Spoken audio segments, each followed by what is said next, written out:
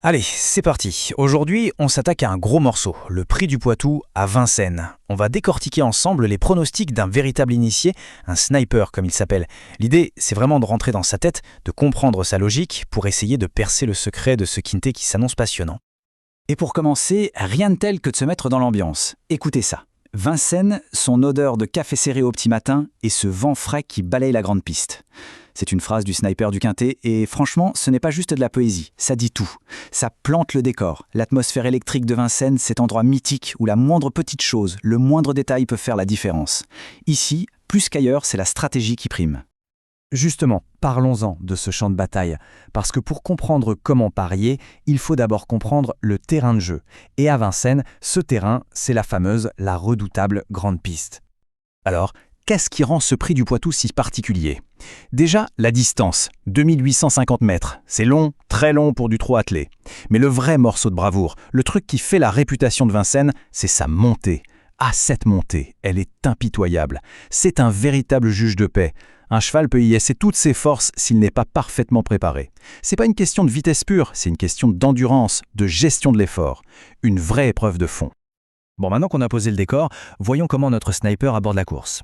Sa philosophie, c'est que parier à Vincennes, ce n'est pas juste cocher le nom du favori. Non, c'est un jeu d'observation. Il faut être capable de repérer des indices, des petits signaux faibles que la plupart des gens ne voient même pas. Et le signal numéro 1, le plus important de tous, c'est quand on voit qu'un cheval est déféré des 4 pieds. On note ça D4. Quand on voit ça, ça doit allumer une lumière rouge dans notre tête. C'est souvent le signe que l'entourage met le paquet, que cette course-là, ce n'est pas une course de préparation. C'est l'objectif. Mais alors, déférer, ça veut dire quoi concrètement? Eh bien, c'est aussi simple que ça en a l'air, on enlève les fers du cheval. Tous les 4, si c'est D4, ça peut paraître anodin, mais c'est un peu comme si un coureur à pied troquait ses grosses chaussures de randonnée contre des pointes d'athlétisme. Le cheval est plus léger, sa foule est plus naturelle, plus efficace. Et sur une piste comme celle de Vincennes, le gain est énorme. On parle de plusieurs dixièmes de seconde par kilomètre. Sur presque 3 km, faites le calcul, c'est colossal. Donc, si on résume, la stratégie de base du sniper, ça tient en quelques points clés. D'abord, la fondation, il faut un cheval de grande classe. Et si en plus il est déféré des 4, c'est le top. Ensuite, le piège à éviter. Attention aux favoris qui sont des sprinteurs. Sur 2850 mètres, ils risquent de craquer. Après, il y a le joker, le coup de poker. Cherchez le petit outsider qui adore la montée de Vincennes ou qui a un super numéro derrière la voiture. Mais au final, le vrai indice, c'est la préparation. Il faut sentir quand un entraîneur a coché cette date dans son calendrier depuis des mois. Ok, la théorie, c'est bien beau. Mais en pratique, ça donne quoi? Appliquons cette grille de lecture aux chevaux qui sont au départ. C'est le moment de voir qui notre sniper a dans son viseur.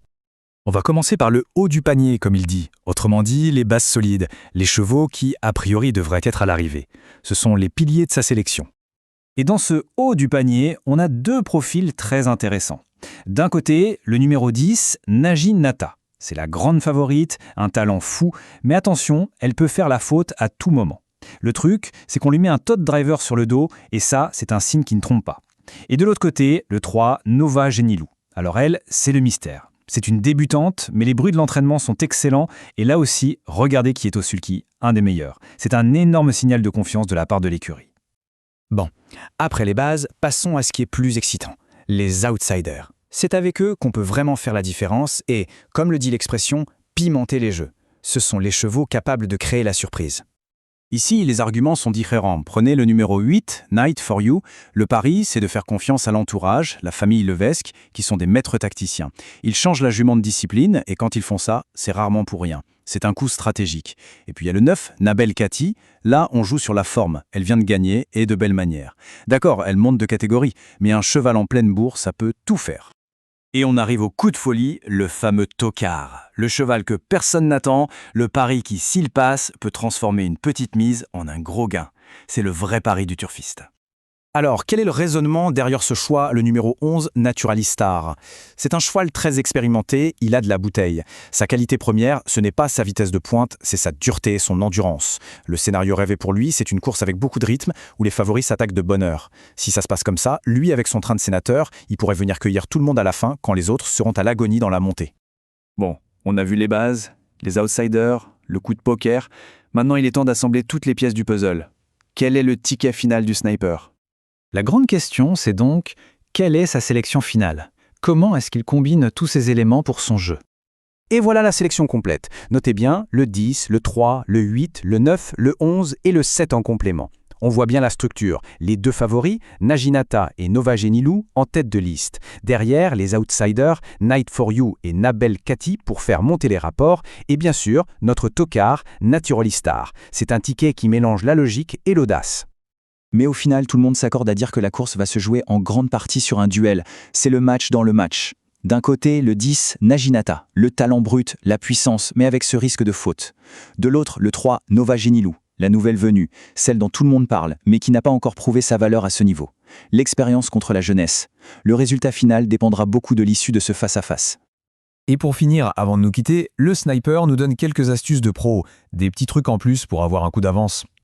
Ce sont des tels, comme on dit au poker. Par exemple, une course visée, c'est un cheval qui a couru sagement, ferré pendant des semaines, et là d'un coup, l'entraîneur le défère. Ça, c'est un signal d'attaque. Pensez aussi à l'état de la piste. Si elle est lourde, détrempée, ça avantage les chevaux puissants. N'oubliez pas non plus d'aller voir les chevaux au rond présentation avant la course. Leur poil, leur allure, ça en dit long sur leur forme. Et enfin, le risque ultime, la hantise du trotteur, le DAI. Disqualifié pour allure irrégulière. Un cheval peut être en tête et se faire disqualifier à 50 mètres du poteau. Ça peut ruiner n'importe quel ticket, il faut toujours l'avoir en tête. Ce qui nous amène à la question finale, celle que tout turfiste se pose. Au moment de valider son ticket, à quoi se fier? Aux stats froides, aux chronos, à la logique pure, ou bien à cette petite intuition, ce feeling, cet instinct qui vient de l'expérience? C'est ça, toute la magie des courses, un mélange de science et d'art. La réponse, eh bien, elle est probablement quelque part entre les deux.